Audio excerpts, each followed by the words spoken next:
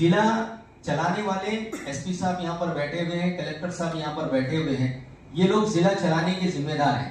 मेरी ये बात है कि अब कोई भी व्यक्तिगत संगठन वाला किसी भी घर में ताक-झांक नहीं करेगा, किसी भी मोहल्ले में नहीं जाएगा आएगा, किसी भी जगह पर कोई गाड़ी को कोई भी व्यक्तिगत संगठन वाला नहीं रुकाएगा, उसका इख्तियार ही नहीं है।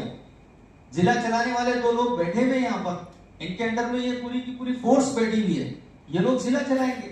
जैसे साहब ने कहा है, जिसको भी जो भी ऑब्जेक्शन है वो ऑब्जेक्शन लाएगा, तकरार देगा। यहाँ पर कोई भी अगर व्यक्तिगत तौर पर कोई गाड़ी रुकाएगा, किसी घर में दाखिल होगा, कोई जो तो काम करेगा, वहां माहौल बिगड़ेगा, उसका सबसे पहला जिम्मेदार वो होगा। हमारे जिले का हम माहौल खराब नहीं करना चाहते। ये देश हमारा है, हिंदू मुस्लिम सब भाइयों का है।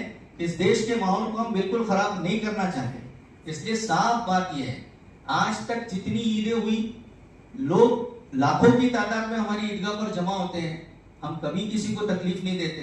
ईद हो रही है, बकरीद हो रही है, ईद उल अजहा हो रही है, कुर्बानियां हम देते हैं, कभी किसी को तकलीफ नहीं देते।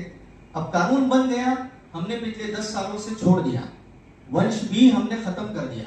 अब हमारी कुर्बानियां हो रही है बकरों में, भैंस में, हेले में। जब हमने अपने कानून को फॉलो किया है, दुनिया में इस मुल्क के हर संगठन को जरूरी है कानून को फॉलो करें, कोई कानून हाथ में न